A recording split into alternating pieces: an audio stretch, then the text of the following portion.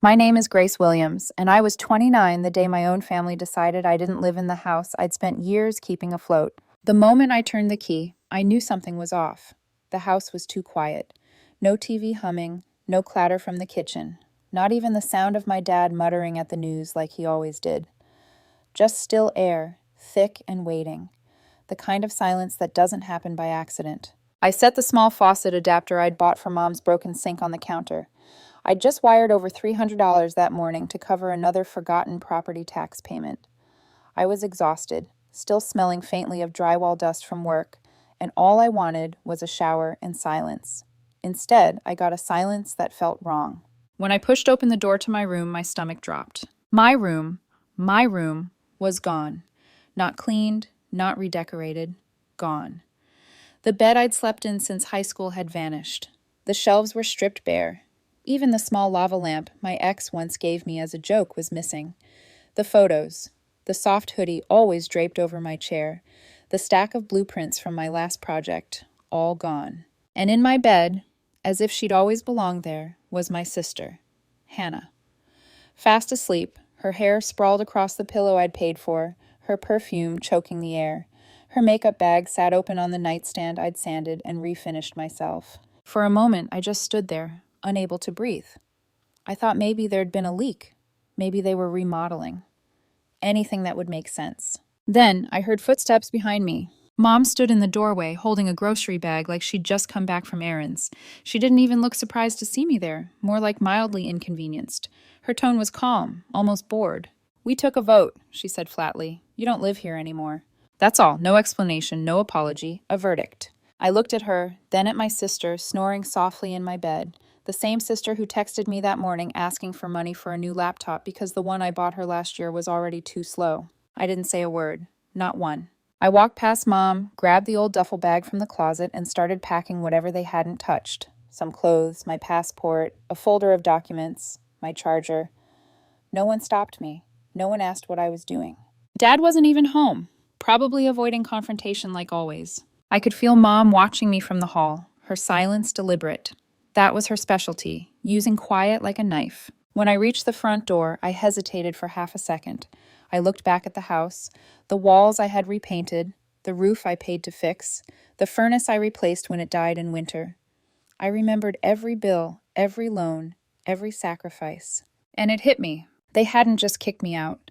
They'd voted me off the island I'd built for them. I stepped outside and closed the door behind me. Not hard, not dramatic, just final. The air outside felt heavier, as if the world knew what had just happened. I loaded the duffel into my car and sat for a long time, gripping the steering wheel. I didn't cry. I didn't scream. I didn't call anyone to ask why. Because I already knew why. They didn't respect me. They never had. I was the one who fixed everything. The bills, the leaks, the late payments, the tuition, the endless emergencies. I was the quiet machine that kept their world running while they called me uptight and dramatic for asking for help. I'd told myself for years that being reliable would earn me a place at the table. I was wrong. All it earned me was a family comfortable enough to erase me. That night, I drove to an empty parking lot behind a hardware store and stared at my phone. I scrolled through my messages. Mom asking for transfers, Hannah's list of things she needed, my dad's casual, "Can you spot me till Friday?" Texts that never got paid back. Then one message stood out, from Ethan, a guy I'd worked with on a few renovation projects. A steady, quiet man who didn't pry. "If you ever need a place to crash, my couch is free." I took a deep breath and typed, "Is that offer still good?" He replied in seconds. "Keys under the turtle planter. Come by." I smiled faintly. No questions. No judgment. Just space. Before I started the car, I opened my banking app. Step 1. Cancel auto pay on all household utilities. Step 2. Remove my name from every joint account. Step 3. Close the credit card my dad used for gas, but somehow racked up $1,100 in takeout, cigars, and a weekend cabin rental. Each click felt like cutting a thread tied too tightly around my throat. Then I called the electric company and changed the contact info to my parents' names. I gave them 5 days' notice. After that, the bills would be theirs. By the time I finished, the weight on my chest had shifted into something else. Not peace, exactly, but clarity. I thought about my sister's sleeping face, the perfume lingering in my room like an uninvited guest, and Mom's voice, cool and rehearsed. We took a vote. The simplicity of that line haunted me, as if love could be decided by a show of hands. I drove across town to Ethan's apartment. The turtle planter was exactly where he said it would be. Inside, the place smelled faintly of coffee and cedar. There was a note on the table. Blankets are clean. Food in the fridge. Breathe. E. I dropped the duffel on the floor and sank onto the couch. It was soft, worn, quiet. The hum of his refrigerator was the only sound. For the first time in years, there were no voices asking for something. No tension in the air. No one watching me. I should have cried, but I didn't. The tears felt far away, locked behind exhaustion.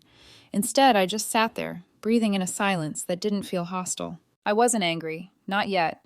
Anger is hot and wild. What I felt was cold and precise, like metal being shaped in a flame. They thought they'd taken my home. They hadn't.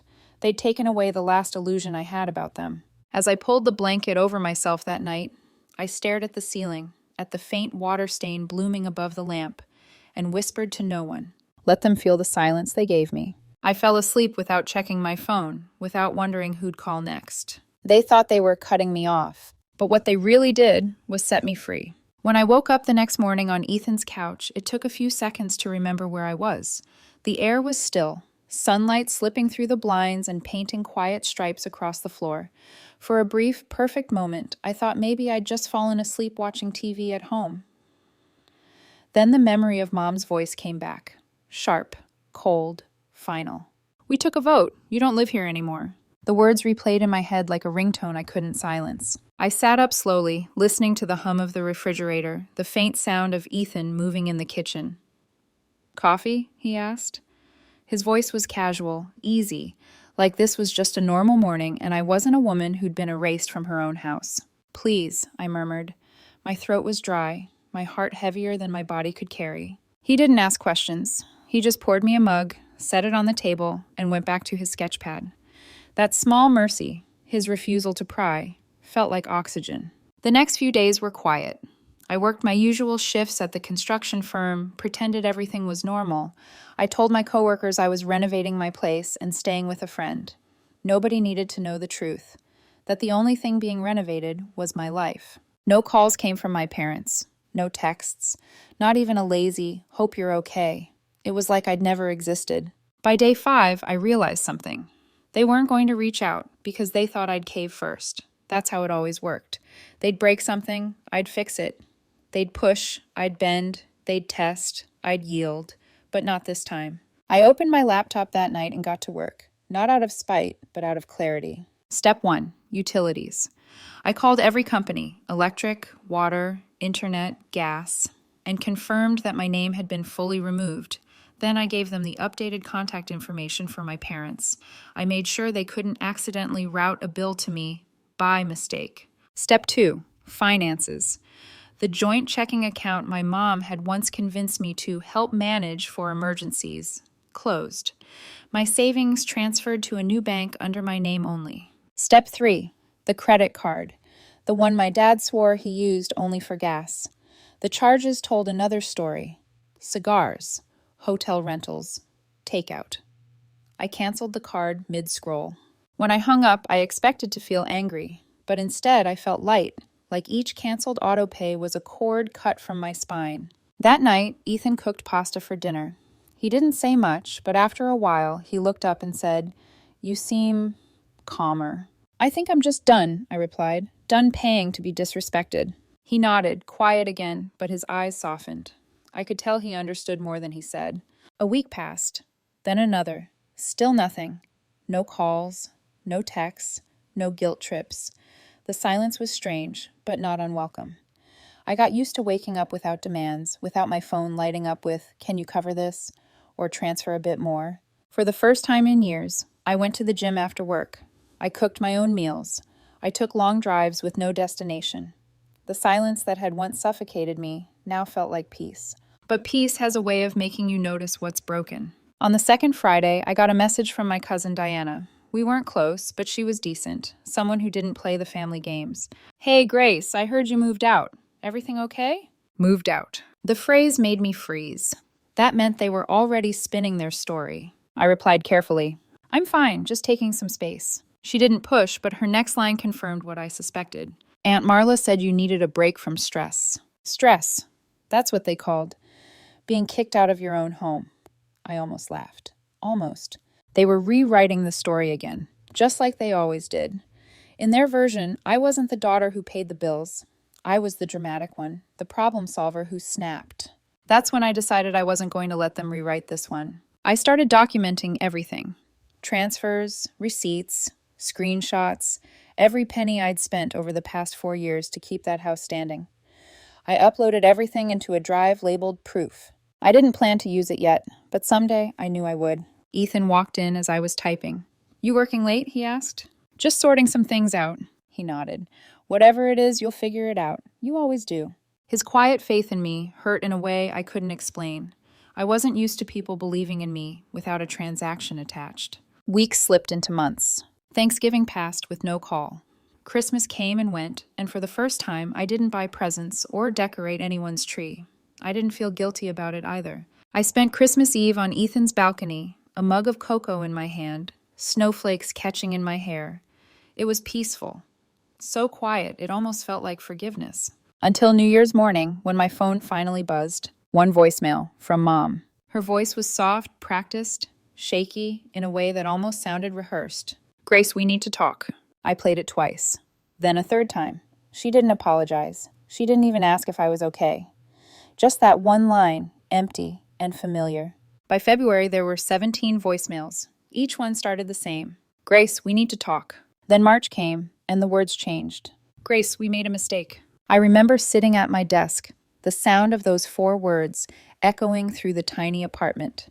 My stomach didn't twist. My pulse didn't race.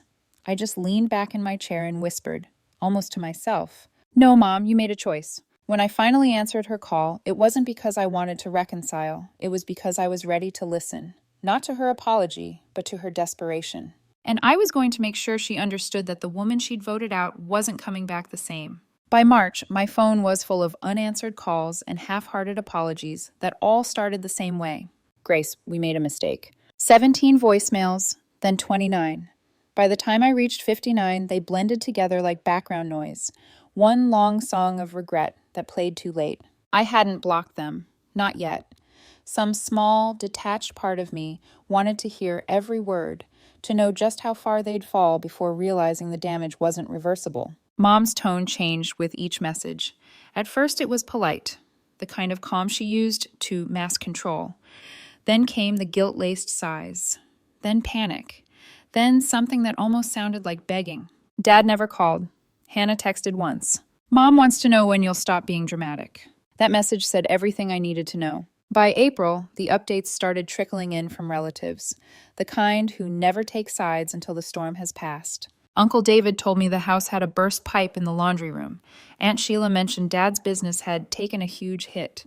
And from my cousin Diana, the only one I still trusted, I learned that Hannah had dropped out of college altogether. Each message was a window into their unraveling. I'd expected to feel satisfaction. I didn't. What I felt was something colder, sharper, justice with no joy in it. Then one Thursday night, I got the voicemail that made me pause. Mom's voice cracked mid-sentence. "Grace, we made a mistake. Please, call me." I listened twice, then I called back. The phone rang only once before she answered, as if she'd been holding it in her hand all day. "Grace?" she gasped. "Sweetheart, thank God. Hi, Mom." My voice was calm, maybe too calm. I could almost hear her recalibrate. "Oh, honey, things have been hard. We've had a lot of time to think, and—" "Let me guess," I interrupted softly. "You miss me?" She hesitated. "Of course we do. You're family." I smiled to myself. That word again. Family. The word they used when they needed something. I let her talk, uninterrupted, for 6 full minutes. She apologized for the misunderstanding, for the heat of the moment, for things getting out of hand. Never once did she say you were right. Never once did she admit we voted you out. When she finally asked, "Can we start over?" I said maybe, but only on my terms. Her silence told me everything. She was already desperate enough to agree to anything. I told her I'd call back with instructions. That night, I didn't sleep. I lay on Ethan's couch, staring at the ceiling. tracing invisible constellations in the water stain above the lamp. My mind moved like blueprints, clean, precise, deliberate. The next morning, I drafted a plan. If they wanted help, they'd have to earn it. No secret apologies, no whispered forgiveness. I wanted witnesses. When I called Mom again, my tone was businesslike. You want my help? Fine, but here's what it'll take. She swallowed audibly. Anything, Grace. I want a family gathering, I said. Everyone there. Uncles, aunts, cousins, neighbors if you can. The same people who heard your version of the story. She hesitated. A gathering? Yes, and you'll each read something, out loud. What kind of something? A statement. I'll write it. You'll read it. Every line. Grace, that sounds... It's not a negotiation, Mom. I could hear her breathing quicken. And if we do? Then, I said slowly, I'll help, but only after. Her silence stretched. I pictured her sitting in the dim kitchen, turning the words over, trying to decide if humiliation was worth heat and running water. Finally, she said, okay. And that's when I knew. They'd underestimated me for the last time. Ethan came home later that night to find me hunched over my laptop, typing furiously. What's that? He asked. Homework, I said with a half smile, for my family. He leaned against the doorway, arms crossed. You sure about this? No, I admitted, but I'm done letting them rewrite my story. He nodded, studying me quietly. They won't see it coming. They never did. For the next 2 weeks, I wrote every word of those statements. Not cruel, not exaggerated, just honest. Line by line, I built a record of their betrayals, the years I paid their bills, the loans they never repaid, the way they mocked me for working too much, even as my money kept their lights on. The day they took a vote. When I sent the documents to Mom's email, I added one line at the top. Read every word exactly as written, no edits, no excuses. 2 days later, she replied with a single sentence. We'll do it. That Sunday, I drove back to the house I'd been exiled from. The yard was overgrown, the siding peeling, the porch light burned out. Fitting. As I parked across the street, I saw folding chairs scattered across the backyard, relatives milling about awkwardly with paper cups and plastic plates. Their chatter quieted when I walked in. Mom stood near the center, holding a sheet of paper that trembled slightly in her hands. Hannah hovered nearby, eyes red, face pinched. Dad sat in a folding chair off to the side, arms crossed, staring at the ground. The sight should have hurt. It didn't. It just looked small. When everyone settled, I nodded for Mom to begin. She unfolded the paper and started to read. I let my daughter pay most of the household bills without contributing. I let my younger daughter live rent-free while Grace struggled. I encouraged them to mock her. I called her dramatic when she asked for respect. I voted to remove her from her own home. I betrayed her trust. Each sentence landed like a stone dropped into still water. The silence between lines was louder than her voice. Hannah went next. Her hands shook so badly she could barely hold the paper. I called Grace a control freak. I laughed when she couldn't afford things because she was covering ours. I told people she was cold. I used her money, her car, her time, and still thought I deserved better. I was wrong. When she finished, the backyard stayed quiet. No one clapped. No one spoke. The air itself seemed to hold its breath. Mom finally looked up at me, eyes wet but unreadable. So, does this mean you'll help us now? I smiled faintly. I'll be in touch. And I turned, walking back toward the gate as the whispers began to rise behind me. It wasn't triumph I felt. It was something steadier, a kind of calm that comes only when justice no longer needs to shout. They thought humiliation would break them. They had no idea what was coming next. 2 weeks passed after the backyard confessions. 2 weeks of silence. Not a single call, not a single text. Just the echo of everything they'd finally said aloud. Then, one Wednesday morning, my phone buzzed. Mom, Grace, we did everything you asked. Everyone saw it. Isn't that enough? We need your help. Your father's business, it's falling apart. We can't make the mortgage. Please, you said you'd help. Her voice cracked on that last word. Please. For a moment, I just listened to the static between us. I could hear the dishwasher running faintly in the background, that familiar hum that used to mean comfort. Now, it just sounded like an old habit refusing to die. I'll think about it, I said evenly, but first I need proof. Proof? She echoed, confused. Bank statements, invoices, any paperwork showing the debt you're in, and pictures. If the house is falling apart, I want to see it. She hesitated, but desperation wins over pride every time. Within an hour, my inbox filled with PDFs and photos. Unpaid bills, overdraft notices, a flooded basement, cracked walls, a furnace rusted through. It wasn't just bad, it was beyond saving. Dad had taken a loan with 17% interest, using the house as collateral. Hannah's tuition refunds had vanished into that same hole. The family business, a small home repair company Dad once bragged about, was bleeding money faster than he could patch it. I stared at the numbers, feeling the strangest calm. The irony was perfect. All the repairs I used to pay for, all the roofs and pipes and broken things I used to fix. Now they were the ones crumbling, and I was the only one who knew how to rebuild. But I wasn't coming back to rebuild. That night, I called Mom again. "I'll help," I said. "But this time, not from behind the scenes. You'll come to me, all of you, in person." She sounded relieved, almost giddy. "Of course. When? Where?" "Friday, 1 p.m. I'll text you the address." The address wasn't home. It was a rented conference room in a small office building outside town. Neutral ground. No emotional leverage. Cold, clean, deliberate. When they arrived, I watched through the glass as they stepped off the elevator, Mom clutching her purse like a shield. Hannah in a blazer I'd bought her 2 birthdays ago. Dad, silent and tense, looking everywhere but at me. "Grace," Mom began softly as they entered, "we didn't expect—" "Sit." They did. I slid a folder across the table. "Before we discuss anything financial," I said, "you need to sign this." Dad's brows furrowed. "What is this?" "A contract." Mom opened it and started reading. I watched her eyes move down the page, slow, cautious, then wide. The terms were simple. Each of them would post a public apology online. No excuses, no edits. They'd write handwritten letters admitting what they'd done and mail copies to every relative who'd heard their lies. They'd agree, in writing, to never ask me for money again. They'd sign a notarized statement relinquishing any future claim to my inheritance from Grandma Williams's trust. When Mom finally looked up, her face was pale. "This is humiliating." "It's accountability," I said. Dad slammed his hand on the table. "You think you can treat us like criminals?" I met his stare. "You made me the parent in this family, Dad. I'm just finishing the job." The silence that followed was thick enough to choke on. Mom glanced at him, then at me. "If we sign this, you'll help us?" "Yes," I said calmly. "If you sign." They took the papers home to review. I knew they would sign. Pride bends fast when bills don't. 3 days later, Diana sent me screenshots. Public apology posts, word for word, exactly as I'd written them. "We mistreated Grace Williams. We took advantage of her kindness. We lied to protect our pride. We're sorry." Even Dad's post was there, short and clipped, but public. They had signed everything. The next morning, Mom called again. Her voice trembled, half relief, half hope. "We did everything, Grace. The posts, the letters, all of it. So, can we start fresh? Maybe you can come home, or we could move in with you for a while, just until things settle down?" I almost laughed, the audacity of it. "Move in with me?" I repeated slowly. "Why would you want that?"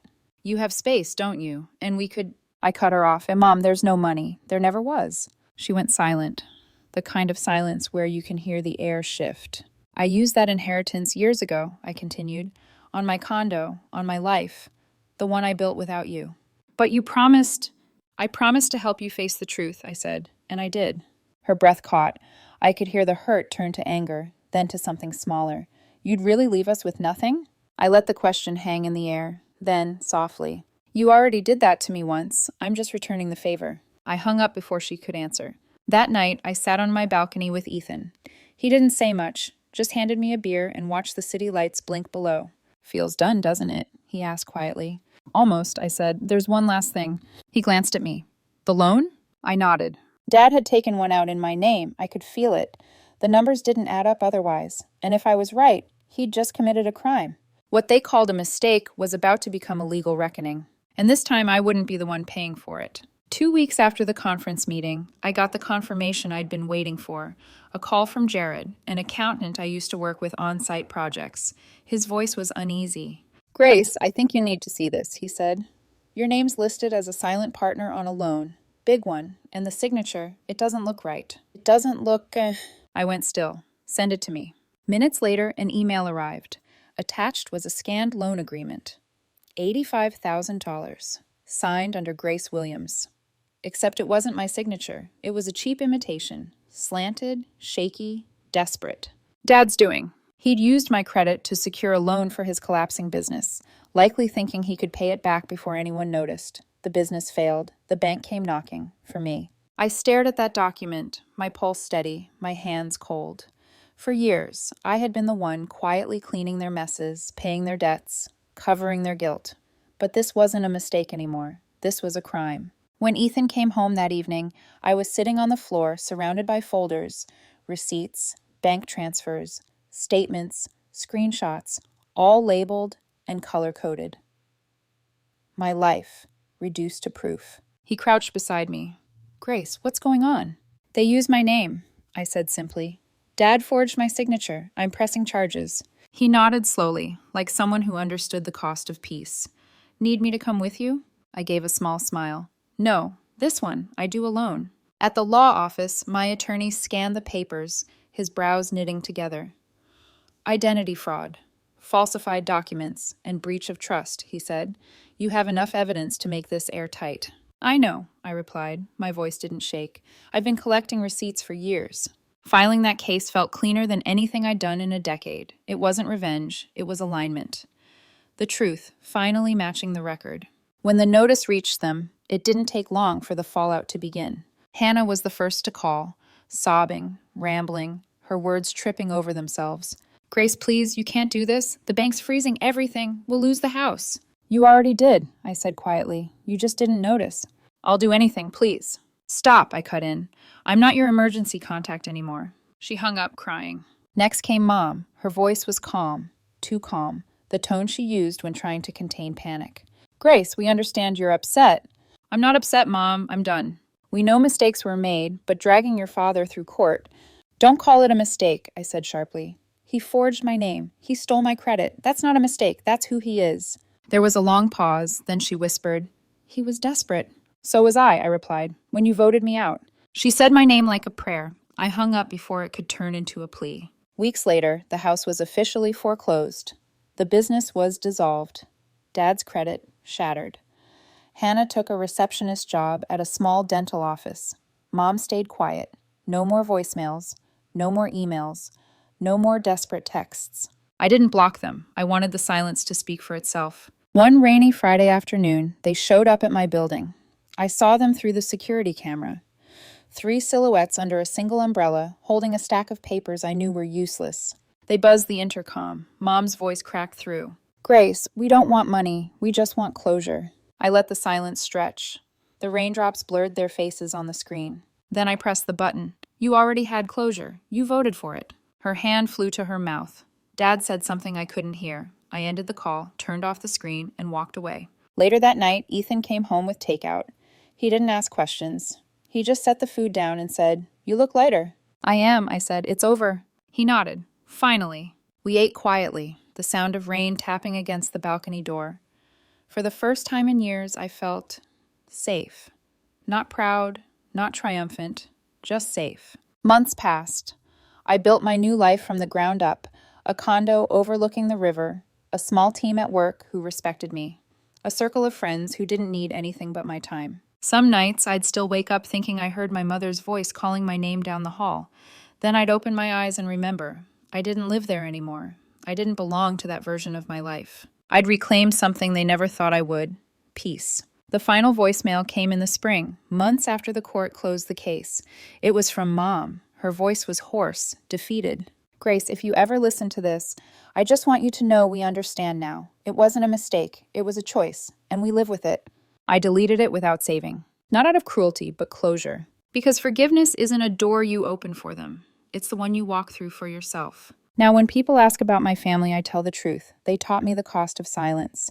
They taught me that love without respect is just dependency in disguise, and that sometimes walking away isn't the end of the story. It's the first honest chapter. I don't hate them. I don't wish them harm. I just wish them distance. I still get whispers from relatives sometimes, stories about how Dad works odd jobs now, how Hannah posts filtered smiles online, how Mom keeps the blinds closed during the day. But I don't engage, I don't comment, I don't correct, because the truth doesn't need my defense anymore. I moved on. I travel. I wake up without dread. I drink coffee on my balcony while the sun rises over the water, and I don't flinch at the sound of my phone. Closure didn't come from their apologies. It came the moment I stopped needing them. Distance isn't cold. It's clean.